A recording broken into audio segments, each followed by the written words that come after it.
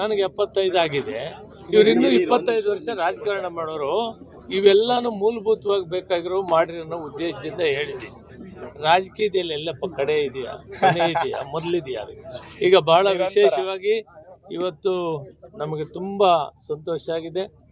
ನಮ್ಮ ಜಿಲ್ಲೆ ಆಡಳಿತ ಸನ್ಮಾನ್ಯ ಮಂತ್ರಿಗಳ ನೇತೃತ್ವದಲ್ಲಿ ಅತ್ಯುತ್ತಮವಾದಂಥ ರೆವಿನ್ಯೂ ಇಲಾಖೆಯವರು ಮತ್ತು ಎಲ್ಲ ಆಡಳಿತ ಮತ್ತು ಸರ್ವೆಯವರು ಮತ್ತು ಎಲ್ಲರೂ ಒಟ್ಟಿಗೆ ಸೇರಿ ಒಂದು ಕೀರ್ತಿಯನ್ನು ತಂದಿದ್ದಾರೆ. ಇದಕ್ಕೆ ನಿರಂತರ ಕೆಲಸವನ್ನು ಸನ್ಮಾನ್ಯ ರೆವಿನ್ಯೂ ಮಿನಿಸ್ಟ್ರು ಕೃಷ್ಣಬೈರೇಗೌಡರು ಮಾಡಿದ್ದಾರೆ. ಮುಖ್ಯಮಂತ್ರಿಗಳ ಆದೇಶ ಕ್ಯಾಬಿನೆಟ್ಟಲ್ಲಿ ಆಗಿಂದಾಗ ನಾನು ಕೇಳ್ತಾ ಇದ್ದೆ, ಓಡಿ ವಿಷಯದಲ್ಲಿ ರೈತರು ಬಹಳ ಮಾತಾಡ್ತಾರೆ ಅಂತ. ಅದನ್ನು ತಲೆಗೆ ಹಾಕ್ಕೊಂಡು ಬಹಳ ಸೀರಿಯಸ್ ಆಗಿ ತಗೊಂಡು ಇದು ಇವತ್ತು ಮಾಡಿರೋದೆಲ್ಲ 1 ವರ್ಷದಿಂದ ಸರ್ಕಸ್ ಮಾಡಿ ಡಿಸೆಂಬರ್ಗೆ ಪ್ರಾರಂಭ ಮಾಡಿದೆ.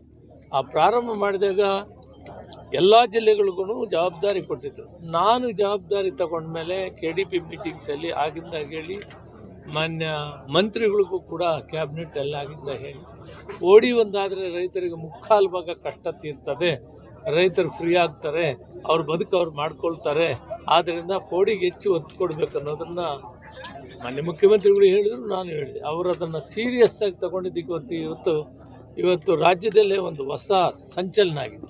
ರೈತರ ಆಶಾಭಾವನೆಯಿಂದ ಬದುಕಬಹುದು. ಸುಮಾರು 1.5-2 ವರ್ಷದಲ್ಲಿ ಕಂಪ್ಲೀಟ್ ಆಗಿ ಪ್ರತಿಯೊಬ್ಬ ರೈತನ ಕೈಯಲ್ಲಿ ಅವನ ಆಸ್ತಿ ಅವರು ಇರ್ತಾರೆ, ನನ್ನ ಭೂಮಿ. ಇದು ಹೊಸ ಘೋಷಣೆ ಮಾಡಿದರೆ ತುಂಬ ಸಂತೋಷ. ಮತ್ತು ಸಕ್ರಿಯವಾಗಿ ಅವರ ಭಾಗವಹಿಸಿ ಈ ಕೆಲಸ ಯಶಸ್ವಿಯಾಗಿ ಪ್ರಾರಂಭ ಆಗಿದೆ.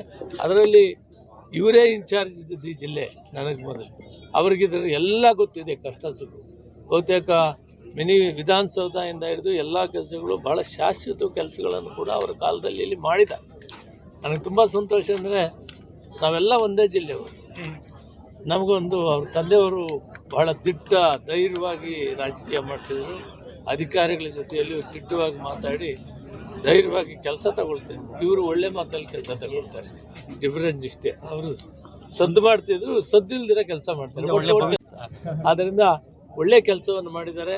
ವಿಶೇಷವಾಗಿ ನಮ್ಮ ಜಿಲ್ಲಾಧಿಕಾರಿಗಳ ಆಡಳಿತ ಮತ್ತು ರಾಜ್ಯ ಮಟ್ಟದ ರೆವಿನ್ಯೂ ಅಧಿಕಾರಿಗಳು ಎಲ್ಲರೂ ಒಟ್ಟಿಗೆ ಸೇರಿದ್ದರಿಂದ ಇವತ್ತು ಬೆಂಗಳೂರು ಗ್ರಾಮಾಂತರ ಜಿಲ್ಲೆ ಇವರದೇ ಜಿಲ್ಲೆ ಆಗಿತ್ತು ಮೊದಲು, ಇವರೇ ಉಸ್ತುವಾರಿ ಇದ್ದರಿಂದ ಇದೊಂದು ದೊಡ್ಡ ಮಟ್ಟಕ್ಕೆ ತೆಗೆದುಕೊಂಡು ಕರ್ನಾಟಕ ರಾಜ್ಯದಲ್ಲಿ ಆಗಿರೋದ್ರಲ್ಲಿ 25% ಆಗಿದೆ. ರಾಜ್ಯದಲ್ಲಿ ಜಿಲ್ಲೆ ಮೊದಲನೇ ಸ್ಥಾನದಲ್ಲಿ ಹೋಗಬೇಕಾದ್ರೆ ರೆವಿನ್ಯೂ ಇಲಾಖೆ ಮಂತ್ರಿಗಳಿಂದ ಎಲ್ಲರೂ ಕೂಡ ಕಾರಣಕರ್ತರಿದ್ದಾರೆ.